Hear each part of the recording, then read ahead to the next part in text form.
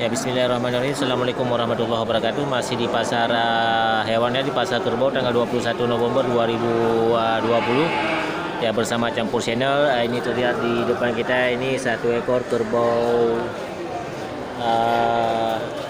masih kecil ya, kerbau belang. Ya, dari sorotan matanya ini sangat tajam ya.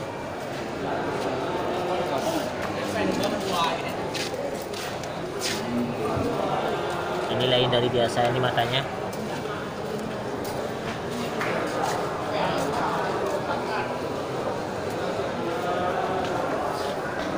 Ya, kerbau belang ya. Ya, kita usahakan ini kerbaunya untuk berdiri ya. Ini masih terlihat sangat lemah ya kerbaunya.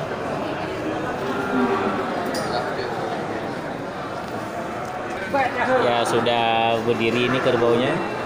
Ya, sangat cantik. Bekling ya. Agam ya.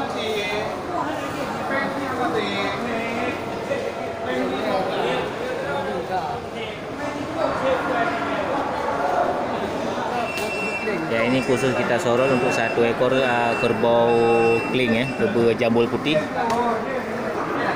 Tipe apa ya? Ada apa je? Madun. Matang ya, madun ya. Ya, punya toki madun ya, di panjau matang ya.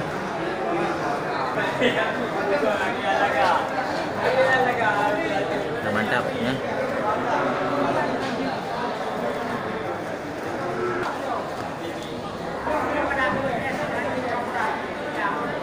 Ya, walaupun terlihat di kerbaunya masih sangat kurus ya.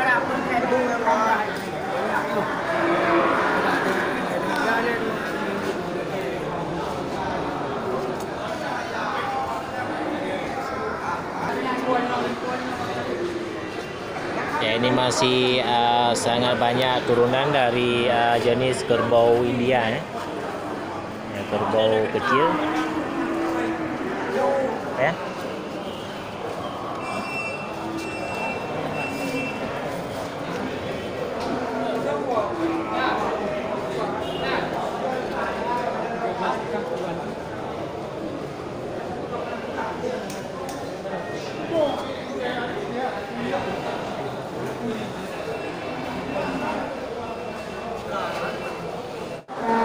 Ya, di sel kerbau di sebelah barat ini banyak terlihat kerbau-kerbau jantan dan betina.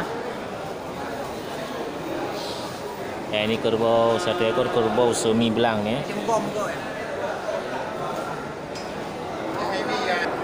Ya, kedua pelang pi anda riuk pelang ya. Padu royu eh. Ya, pandai tu. Pandai tengok.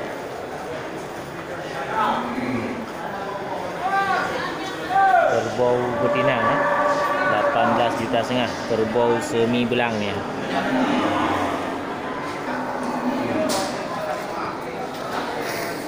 Ya, mantap kerbaunya. Ya, kerbau semi belang nih 18,5 juta.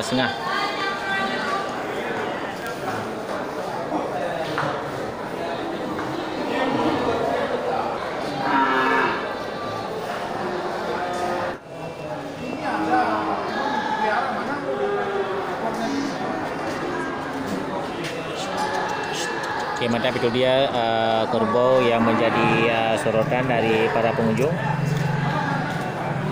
Nah, ini masih sangat banyak turunan dari kerbau India, walaupun masih kecil nih ya, tapi sudah tergolong kerbau unik ya, jambul putih.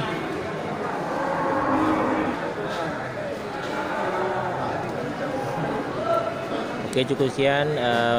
Mudah-mudahan ini menjadi motivasi dan terinspirasi buat sahabat dan anak semuanya. Oke, saya kira assalamualaikum warahmatullahi wabarakatuh.